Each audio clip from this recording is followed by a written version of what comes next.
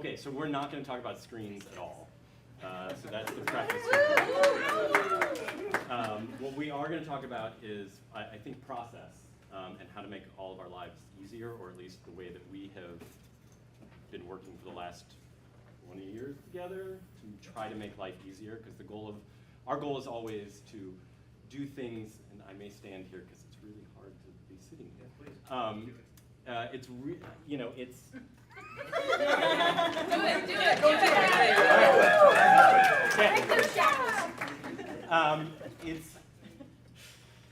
I think everybody's goal is always to create solutions for whatever problem it is that we are being tasked to solve, and to do that creatively, and to do that in a way that makes us all happy, and that we can spend our energy doing the things that are important, and spend less time on the drama, spend less time on the friction points in delivering on any project, and frankly, so we can all go home earlier from our projects, go see our families, go to the beach, whatever that is. So we want to talk about process and what we think we have come up with, but in full transparency, we don't know if this is good at all. We don't know if this works at all. So we are going to, that's the discussion that the two of us want to have. So I'm Daniel Ordauer. I'm now the executive in charge of studio operations at Visual Noise.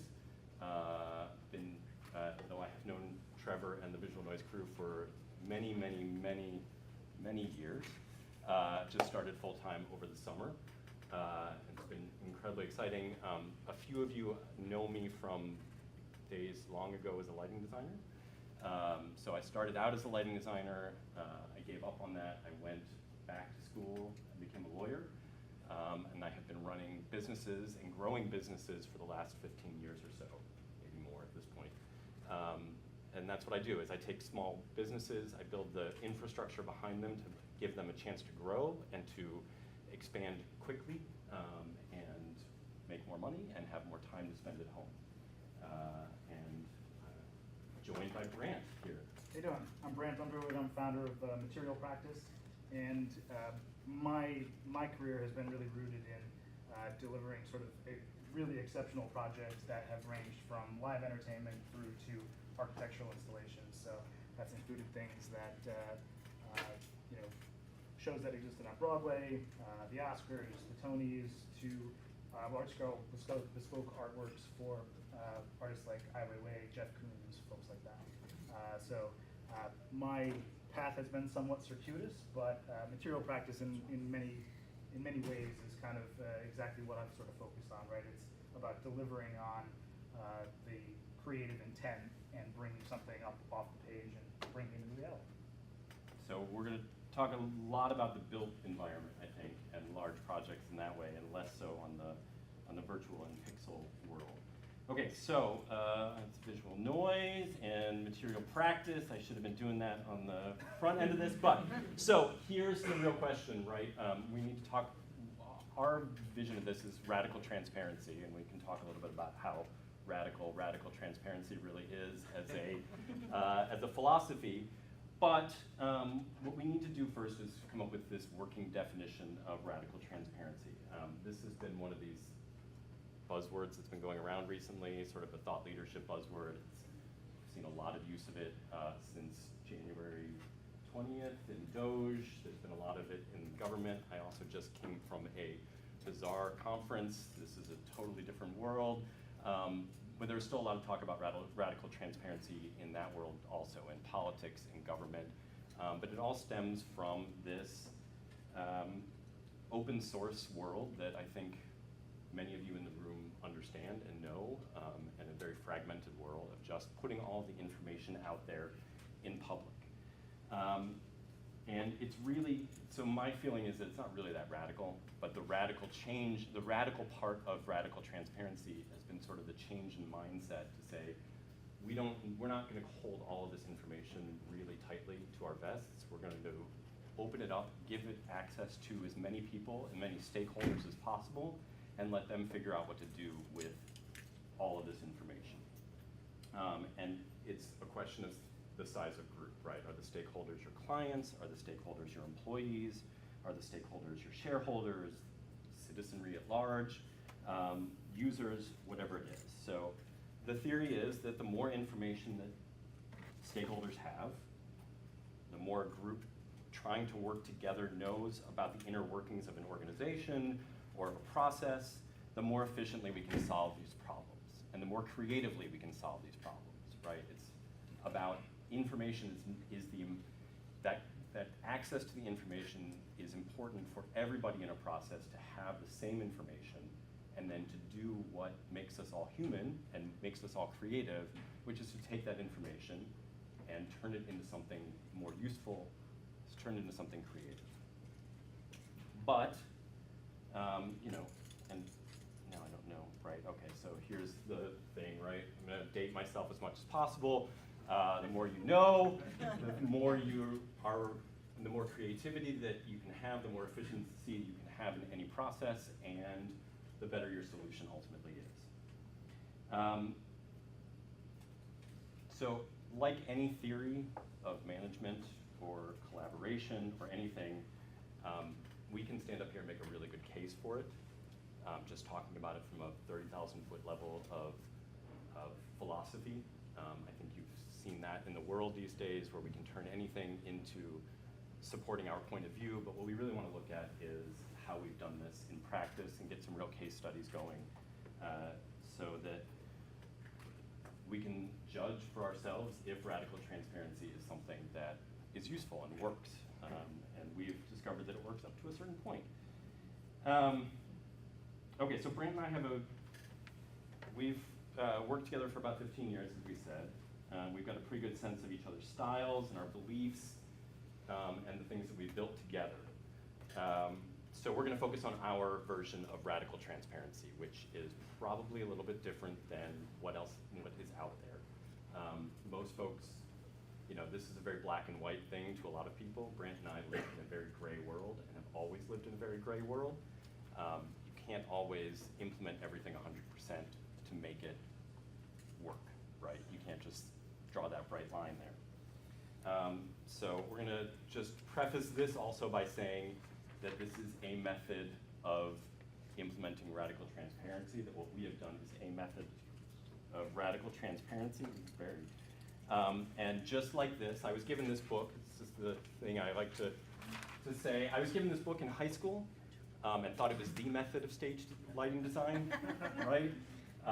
And somebody pointed out to me that that's a different article there in the first word, because I went through it and I was 15 or whatever, and I tried to do it and I couldn't figure out why everything I lit looked like shit. Until I discovered it was a method for lighting the stage, not the method for lighting the stage, and it frankly was not a particularly good method for lighting the stage. All right, I need to use this color-coded one in my notes. Whose idea was it to color code it? It was Brand's idea to color code it. Transparency, radical transparency. Here you go. Okay, so here's what our version of radical transparency is basically starting from this point of saying all information should be public unless there is a real compelling need to keep it private. So whatever this group is that you're working with, whether it's a small team for project delivery, a larger team for multidisciplinary project delivery in your organization, that everybody should have access to the same information unless there's a really compelling need for it. And with my legal background, right, at this point, my feeling is that the compelling need is only if it's a legal need. If there's only a legal reason to keep information from somebody, that's the point at which you do it, that you keep it. Part of this is coming from a world of saying, look, there's no information anymore that stays private, right? I'm gonna date myself again, right? Talking about, here's the one nod to video on this, process. This has been going on for years, right? Nothing stays private that you want to keep private. So why bother spending your time and your energy in trying to hold on to that information if at some point it's just gonna get out there? And this is, you know, this is salaries, right? Everybody's gonna find out what everybody else is making at some point. We can't stop people from finding that out. We're just going to find out all this information. So keep it open and available in that library format of knowing where things are, let everybody understand, here's a very analog version of this, right? We all know how libraries are sorted, put together, where to find the information that we need to find. Put it out there. Not everybody's gonna use all the information. People are gonna pick and choose what information they want to use, but we'll put it out there and it'll be fine. So, that's the overview of our method here. We talk about the key points of success to implementing a radical transparency process. And the first one seems very obvious, but it is ensuring that everybody on the team understands what the common goal is. Yeah, ultimately, a well understood, clear mission and vision and values is 100% necessary for a radically transparent process to really come to fruition in a meaningful way, right? It is something that aligns everyone on the team internally, and that allows everybody to be able to push forward externally with clients and stakeholders to be able to achieve whatever the goals are that are being set forward. We've had experiences in companies where there was a misalignment between sort of the core mission and vision between various stakeholders internally. And what that ended up creating was a lot of friction, right? People didn't have buy-in, and when people don't have buy-in, there's more time and effort and energy focused on that aspect, which does not deliver any tangible results to anybody, right? So that is a really key aspect to making this work. Do you want to talk about charter? Is that your next? So what I'm going to discuss is sort of the actual implementation of these processes, right? So I come from a project management background, managing these projects to fruition in a lot of kind of unique and interesting ways. So practically speaking, what does this look like when applied to an actual project process? A lot of it is rooted in project management trainings, right? Nothing terribly, I don't think you guys are going to learn anything terribly novel from me, other than maybe a different way of applying these sort of principles to these multidisciplinary projects, right? And two of those things are the charter and tracking. The project charter, I always try to make my project charters succinct, right? We want to have all the basic who, what, where, when, why, and how, but critically, all that information, including the financial information, is something that is duplicated directly between internal stakeholders and external stakeholders, right? So everybody within my project team has a full understanding of what these projects look like, and that is the same exact document that I give to my clients in order to ensure that there's commonality between those things and nothing's being hidden, right? When they say, well, I thought we discussed X, Y, and Z, we go back to the charter, right? I thought that this was going to be on this other schedule, or there's going to be something. If you're all looking at the same document, you all have a common goal and a common mission, and that is a huge part of being able to drive these outcomes really successfully. So why is that a more successful process? You have efficient uptake of information, right? You don't have to explain things quite as much. You have a common place to go back to. Comprehension increases across all sort of levels of the organization, internal and external. And critically, there's better accountability, right? Because this information is available to everybody. We kind of want to put an asterisk on the accountability side, because that can kind of be a little bit of a dirty word a lot of times to some people. But you can't hold anybody accountable for something that they don't know, right? If the information isn't there, I can't say, hey, X, Y, Z, you didn't, is there some way that I can help you do this better because we have missed something here, right? So the full transparency affords the opportunity for accountability, and that accountability is really there to help, right? It is not a dirty word where it's a finger pointing, sort of a process. The accountability aspect is there so that you can help when things are just challenges and before they become problems, right? Because there's a transitional moment, and oftentimes I've seen in projects that you've got a challenge and people have a challenge and they feel like, oh, I'm accountable for this, I have to own this, I have to deal with this, and they kind of end up shutting down a little bit and trying to take that accountability and that challenge on their own. And what ends up resulting in that is there's only one person or one mind trying to solution that problem, right? And so when that happens, maybe it works out, but sometimes it doesn't. And then that challenge starts to grow and maybe get a little bit out of control, and then you actually have a problem that needs to be escalated and dealt with in a more substantial way. So, and this is one of the things that we think is really important about the transparency model, is that you're getting in front of problems before they actually become problems, right? That's what leads to the less drama, is that if you're all sitting around the table and you all have access to the same information, you all know what's going on, somebody at that table can identify the problem sooner, somebody at that table can raise the issue sooner, and everybody can, who still has access to the same information, still has the same common goal that we're evaluating a project against, can step in and say, okay, what if we make this slight turn off to the right and solve the problem that way, as opposed to, oh crap, we've hit a brick wall, now what are we gonna do? And so it's about getting in front of the issues sooner. And you can only do that when you are working with a common goal and giving everybody access to the same information. yeah. And so that's why the charter is so critical, right? This sort of critical mass of information that everybody has in common, that's understood and is actioned through that shared sort of common mission and vision. And the other aspect of this is really tracking, right? So we all have projects of different scales and with different goals across the board, right? And at the end of the day, there is always an end goal, right? If you go to get your haircut and you say, yep, I want a haircut. And they say, well, what kind of haircut? Haircut, right? Don't be surprised when you end up with a mohawk, right? You're not gonna be able to solve that because you didn't have clear goals set out, right? Now if you say, well, I'm really kind of want like a fade and maybe a little bit messy on top, frosted tips, bit of an in-sync sort of a look, right? Then there's something that everybody can look back at and track. And you can track that progress, right? So,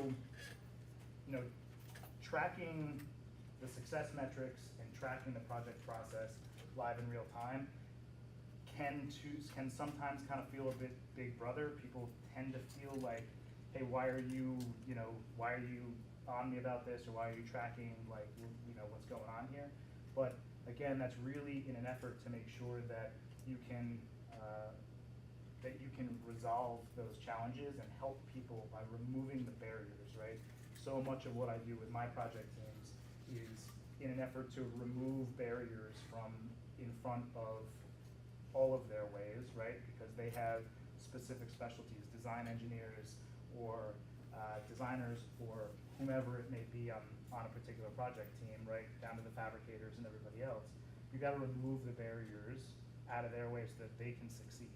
And by tracking the progress and understanding sort of where things are going right and where things may be trending in a more challenging direction, you can help remove those barriers from people earlier on in the processes. And so you end up spending less time, resources, and effort in trying to resolve those issues. We should make clear that this is not, the intent here is not to create a decentralized system of governing a project. The intent here is to actually create a very hierarchical project design, right? A team design, because somebody has to ultimately be making those decisions, right? This is where the accountability piece comes into the play, is that somebody has to be in charge of making those decisions on a project and saying, we are not tracking the way we want to be tracking, team, let's get together and make this a change. So we are not suggesting that the radical transparency model is a wholly decentralized open source model. We don't think that works. We do think that there is accountability that folks need to be held to in this project. But again, it is an active management piece, so that somebody is there watching this at all times and is trying to drive the project forward. And the way to hold the person who is managing the project or is in charge of the project accountable to everybody else on the team is this piece of evaluating the why, right? And it comes back to that common goal, back to that project charter in Brandt's case, back to the mission, vision, values in my case of a company is to say, okay, if I'm making a decision as COO of a company, and I have said, here's our common goal, here's what our mission, our vision, our values are, that means that I'm held accountable by somebody on staff coming up to me and saying, I don't understand why you made this decision, why you changed this policy, why you have decided that we should move in this other direction. Can you please tell me why? And if I can't answer that, then I've made a bad decision, right? And that's part of the radical transparency also, is to be able to go and say to your staff when they come to you and say, why did you do this? To be able to answer that, that's how I'm held accountable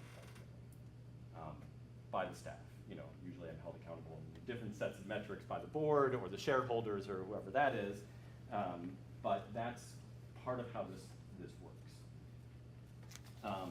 And you know, this is also not about, you know, part of the active management is not ensuring that everybody has the same, ensuring that everybody has read the information or has looked at the information themselves, right? There has to be some trust and some understanding that the team knows where to find the information. The team knows what the information is that is important for their portion of the job, and that they have accessed it and looked at it, right? And this is one of the reasons that I think that email is one of the three banes of modern existence, is because you never know if everybody on your team has gotten that email. This drives me, email drives me out of my mind. Because how do you, it's, you know, but it's a I real can't thing, confirm. right? Yeah, I also just don't look at email. It's, There's a lot of ads. Too in there. transparent. We're just gonna- Too transparent. you just don't know who needs that information, right? And I don't know that we've come up with, that anybody has actually come up with a platform, but it's also you know, Slack is good to a degree as long as you're managing it and maintaining its channels and keeping them open and available to folks and understanding who needs access to the information, who doesn't need access to the information. But the information gets complicated. Managing that library gets complicated. And as the projects get bigger and bigger, you need somebody who's actively always managing that data to ensure that it is in the right place for everybody. And that's an important piece. And I don't know that we can do that with AI either. Okay, so these are our success pillars. Yep. In full transparency, we should talk about how this falls apart and what the failures are, right? And these are the things that we have found, misaligned, that tend to get in the way of what we are trying to achieve. I'll let you take the ego part. Yeah. Thank you very much. Yeah. Yeah, I mean, this is a challenging one, right? Because ego drives so much of who we are and what we do as human beings, right? At the end of the day, if, you know, whether you can separate ego from confidence and all of these other things, like there's a lot to unpack there. That's not what we're talking about. But what can get in the way, in many respects, is when individual egos start to outweigh the common good, right? And a lot of the time what happens, or from our experience, what we have seen is that when certain types of egos are in the room, there's a tendency towards information as power, right? And when information becomes power, then everybody starts to want that power. And because of that sort of ego aspect, the more information I have and the more information I keep from all of you, the more powerful I become and the greater my ego can ultimately grow, right? And that is sort of the antithesis of what we, you know, would advocate for in these sorts of processes, right? In many respects, it is a way that we've kept egos out of the equation in a lot of our project deliveries and you know, the companies that we've worked in, is by making that information sort of universal and transparent so that everybody has it. Because as soon as you know, bring equity to that part of the process, then those egos start to inherently deflate. Which isn't to say that anybody does their job any worse, right? It just doesn't forcibly produce a power struggle within the system. Yeah, and so when I'm growing a company or building a company or helping to achieve something with an organization, right, I have sort of 3 metrics of success that I use. One is, are we making more profit, right? Are we growing our revenue? Are we making more profit? And is the team happier, right? It's one thing to just be building a company and growing that quickly, but is the team happier? And this tendency we have to hold information and think of the value of information as a personal value, to something that's personally valuable to us in an organization, it doesn't work, and it's not aligned with that. The piece that is really important, and I know everybody in this room agrees with this is, what is the creative driver in the human brain? That's where the value add comes in. That's what the value is that we bring as people, and as creative people, and as in every piece of creativity, right? I always say it's not just generating new ideas, it's solving the problems within the parameters. Being able to do that is a creative process. That's what humanity can bring that I'm still not convinced that any model of AI at the moment is going to take away from us. So if we can put our value not in holding information close, but in our creative response to that information, we can all make more money. We can all be happier in our lives, and we can all grow our businesses and move forward in that. And so that's really why, I strongly think ego always gets in the way, but we need to modify how we're thinking about ego. I also think that holding information close like that actually devalues the information, right? If you were saying that only I can know this one piece of information to make it valuable, you can pretty much call that out as BS, right? Somebody else is going to take that same piece of information, and the value of that information is how they respond to it, how their brain responds to it, how their creative process responds to it. We have also run into the, hate to say it, I'm now one of the old dogs, is that, we run into problems often in this industry and every industry we've been in all of you have heard this, well, that's just how we've always done it, right? And that's a major problem in trying to grow something, is to say, if it's not working though, why are you continuing to do it? There is no real reason to say, it's how it's always been done. Let's find a different way. Even if it is working, at the end of the day, business is constantly evolving, right? Our worlds are constantly evolving. You have to necessarily adapt, otherwise, even if things have worked in the past or continue to work now, you really have to be forward-thinking in that regard to make sure that you don't end up getting stuck in that way. Yeah. So we think we've been pretty successful in our lives so far. I think I've been pretty successful in growing businesses and implementing this model. The problem is that it does start to fall apart at a certain point. And I don't entirely know why. We've been talking about this now a lot of why it does. I think that, oddly enough, for me, what I've seen, and will be completely transparent, but I'm looking at the online stream, so I have no idea who's out there. Probably nobody. Yeah, Probably, good, that's great. Is to say that contradictorily, sometimes as companies grow, and we've been successful at growing companies and growing profit, that's actually been the point at which the leadership at the top of the company starts to lose buy-in to this process. They've often been gung-ho about it from the beginning, and they're like, yeah, let's do it, let's go for it. And we start to grow, and we start to get bigger and bigger, and everybody's bonuses get bigger, and this is delightful, and then something starts to happen. And that's been an interesting piece of a trend that we've seen, that I've seen, and I think some of it is just, basic human nature. There's basic greed that gets involved, right? Oh, it's my company, I own the company, I should be getting all of the value out of this and not having to give it to somebody who we brought in to build the business for us, to help us build the business. Why should they get a piece of it? It's my company, I hired them.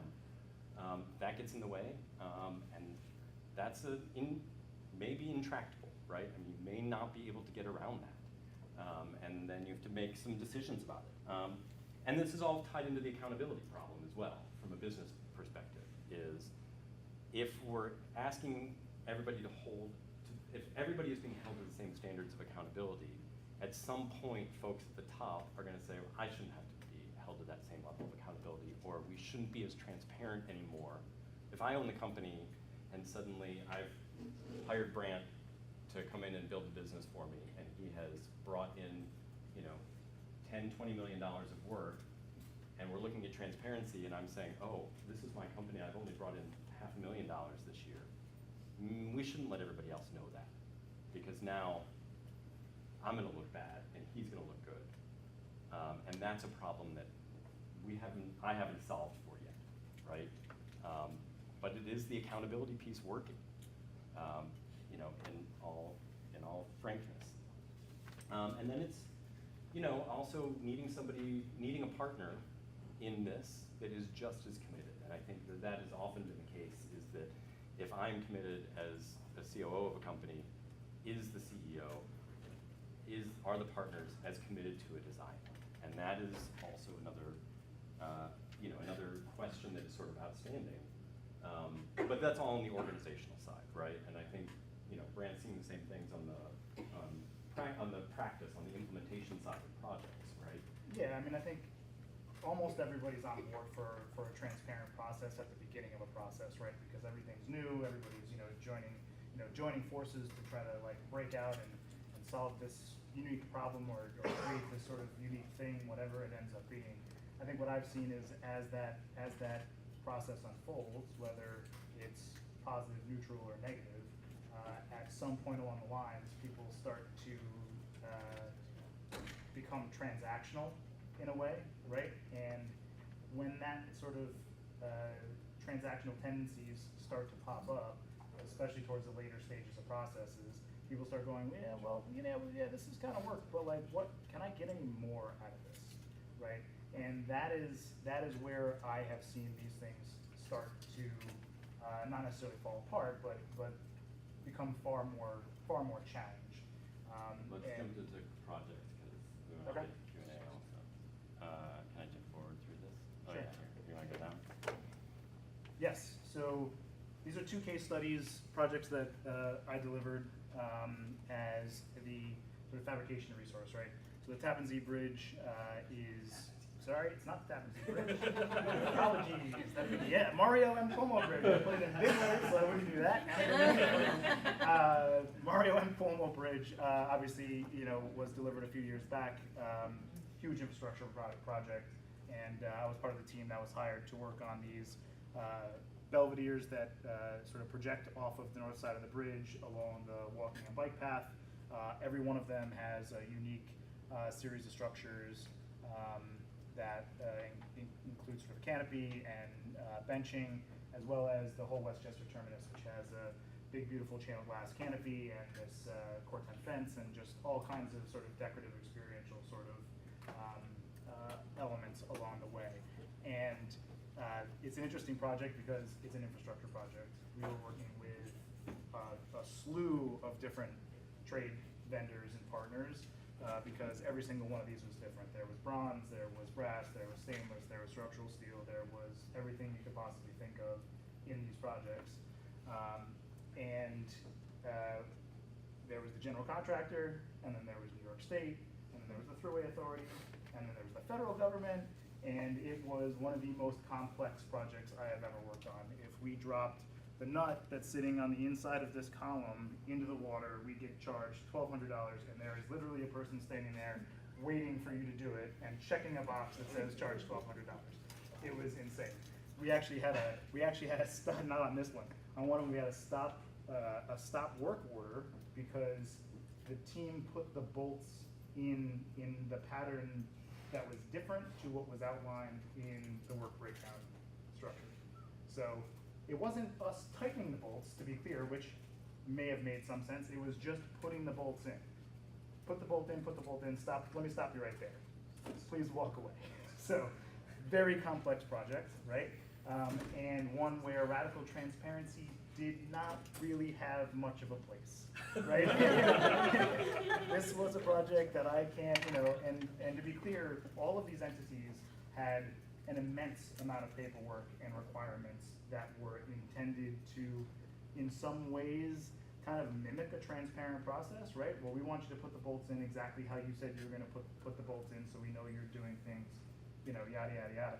But what the net result actually was, in many respects, we ended up in a position where we were trying to fulfill the requirements instead of push the ultimate objectives of the project, right? And so it just became this, you know, it became a giant paperwork, you know, pushing effort instead of trying to make some of these, which, I mean, they're all beautiful. I actually kind of picked the best one. I should have picked one of the other ones, but you know, they still, the result is still beautiful, right? And very proud of that, no doubt. But in some cases, I think we actually could have pushed it a little bit further and weren't really able to because we were kind of mired down in that bureaucracy. So contrast that with the next project, which has screens, so I guess we lied to you earlier. Yeah. This is another large-scale infrastructure project, right? But in this particular instance, it was a very different process. It was a design-build process, right? And so, again, I was part of the team that was hired to design and build these, you know, kind of strange football-shaped pillars that were kind of at the core of an overall sort of passenger experience that was throughout the entire terminal. And here, we actually engaged in a very transparent process, and you can shout out to Brandon Harp, and he can tell me whether I'm lying or not. We engaged in a very transparent process, even in the bidding phases of this project, where we really operated as partners. And you know, I said, look, I think this is how we want to accomplish this goal. This is where we think we actually might be able to push the envelope a little bit, and this is how we want to approach it, and this is how much that's going to cost. And we had an open dialogue about, you know, in totality, what that meant for the full integration of the project between the technology and the manufacturer, the install, and we were able to coalesce around what I assume, I mean, it was commercially viable for us. I assume it was commercially viable for you. Right, and so ultimately what I could say is that, you know, it was a pretty dramatic success in that way. And that was true with change orders or scope gaps that, you know, always kind of come up as you get into these projects. You can never anticipate everything. Same sort of process, right? Hey, we realize we've got a gap here, right? Ground penetrating radar. Absolutely can't cut through any rebar. Okay, where's the rebar? Okay, right? So who's gonna do the GPR scan? Well, you definitely, you owe us that. Wow, oh, GPR, like, what are you talking about? Right, so we had that conversation, we went back to the contractor, we discussed it, and it was a completely open process. Clearly a New York process, you know. It's Yeah, a difference, yeah, yeah, that's true.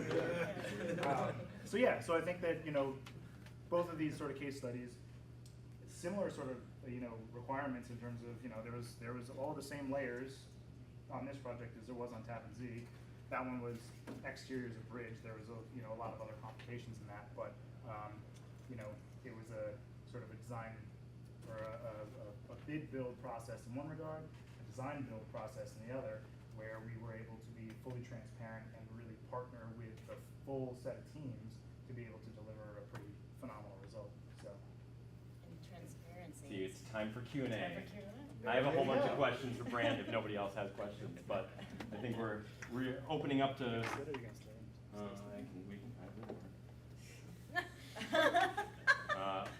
One D. Nick, you want to go? Sure.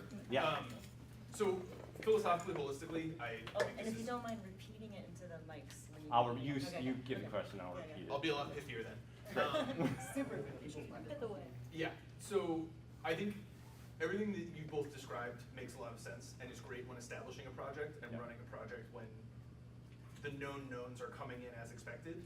Can you talk a little bit about how you think about timing when new information and new disruptions arise? Because there's obviously a point where it can distract the team, break morale, the opportunity or problem isn't fully scoped. So how do you balance wanting to be, candid and straightforward? Yeah. And maintaining that trust even when you have to hold that information for some amount of time? Absolutely. Do you want to take that or you want me to? I guess we need to repeat it. The next question was about new information coming in any kind of project. How you balance needing to not distract the team from that new information, right? And still maintain still maintain as transparent a process as possible. Yeah. Um, I don't think that there's like a magic bullet answer for that kind of a question, right? Like every client's different, every situation is different. If you ask me that question in relation to Tappan Zee, Mario Cuomo, versus EWR versus, you know, the Times Square ball, I'm gonna give you 3 different answers. So Right. I think context matters a lot Yeah. in that way. But, you know, in general, the longer you hold information, it's feels to me like a game of telephone, right? You are always going to get a degradation to that message the longer and further that you get away from the starting point, right? Yeah. And so for me, I try as best I can to, you know, time it well so that it's, you know, I kind of take like what I call a ship sandwich approach, right? Where you know, kind of like, hey, so this really went well. Also, that's gonna suck, but this also really went well, and try to see how. Also, you know, try to use that to kind of help deliver that information. But in general, I think that, you know, faster and more efficient is almost always the answer because, yeah, that decay that happens over time can be 10 times worse than the information itself. Yeah, and that's why I say, you know, go back to the idea of the information's going to get out there somehow. Right. Right. So what's that? You've got to, and this is why we think this really requires a strong EP, strong project manager, whoever it is that is making those decisions ultimately and holding themselves accountable as well. Sora. I'll just piggyback on that for a second, because I think you do a good job at this. Oh, thanks. Is that, you know, if I learned that your father just died, for instance, I would not tell you right now in radical transparency. I would wait until we left the room and could find a quiet moment, right? And so, like, being sensitive to how and when you deliver it without letting it get old. Please, nothing is black and white, right? This is what, if there's anything that we come out of this with. But I wanted to make the comment about egos and the some of the things that prevent us from being radically transparent when we are the first to be aware of a problem, or we may have actually created one. And I have found that I've watched teammates hesitate because they don't want to reveal their incompetence. Yeah. But what I've found for myself more and more over the years is the faster I own it and put it out there and ask the group of smart people around me, what shall we do? I am exposed to greater confidence and thereby become more confident faster. In fact, I show my competence in showing up, I don't know how to do this, or I don't know what just happened. Yeah, and you can build a huge amount of trust with your team by being quick to acknowledging your own accountability. Yeah. Right? Yeah.